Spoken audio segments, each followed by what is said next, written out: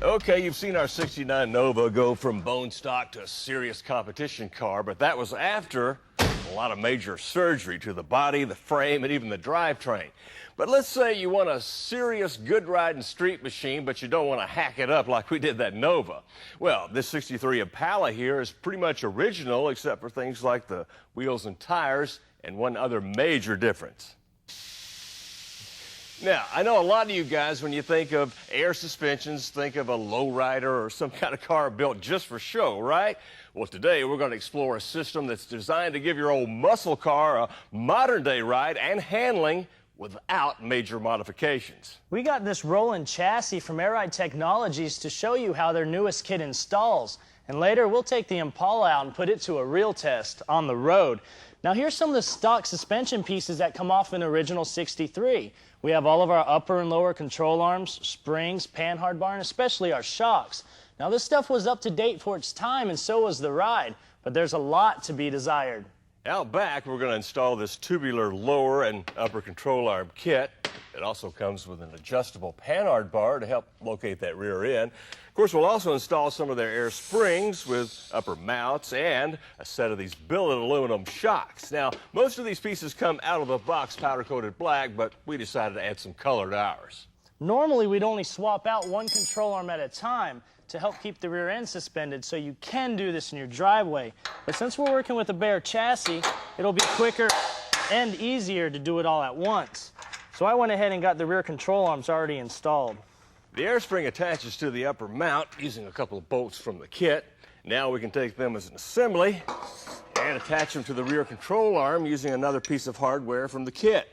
No hose to drill, it's a simple bolt-on in the truest sense. Next, we can install this bump stop, which also helps keep the spring mount properly aligned. Then the upper control arm can go on. Now we can install the panhard bar, which comes with this new stud to mount it to the rear end. The shocks are the last thing to go on, and these are an upgrade from Air Ride that have 12-way adjustment, so you can tune your ride to suit your particular taste. Up front, we're using Air Ride's new strong arm pieces made from DOM thick wall tubing. Now, they've been designed to give you the correct ball joint alignment and angle. That way you can achieve that lower stance without running into a problem with misalignment. Now, they come with all your crossbars, bushings, and ball joints for a direct bolt-on application. And just like out back, we already got started by bolting on the lower control arm first. Well, next, we can bolt up this new Shockwave air spring, and let me show you what makes the design so unique. Inside the spring itself is a special shock. That makes for an easy, neat, and compact installation. And, of course, you get adjustable valving on the shock. And, the spring itself uses new patented sealing technology to prevent any possibility of a leak. With our upper control arm mounted and our air spring bolted in place, we can go ahead and reinstall the stock spindle, mount our wheel, and the front suspension's all finished. Of course, this is the heart of the system and basically how it works. A 12-volt compressor keeps this tank filled with air.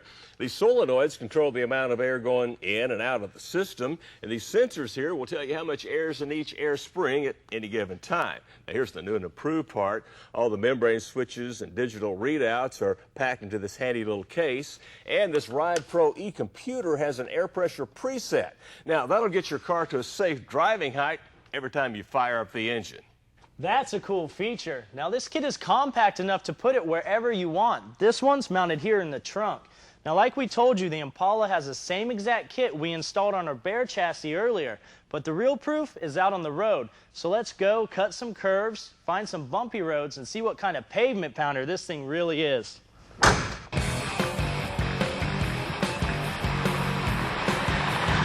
Yeah, we took those bumpy roads straight to Nashville Superspeedway, where after a couple of high-speed laps, it was time to give this Chevy a serious handling test. All right, Mike, you know the drill. Get it up to 60 and good luck.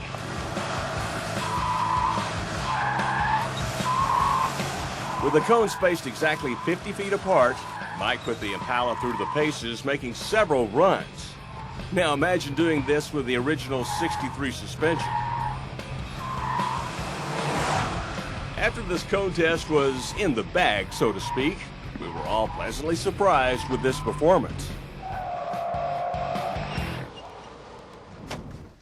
Try that with your stock suspension. Now this big old car handles well, has limited body roll, and even goes down the road pretty smooth. I don't know about you, but I'm pretty impressed. Meanwhile, stay tuned. We'll be right back.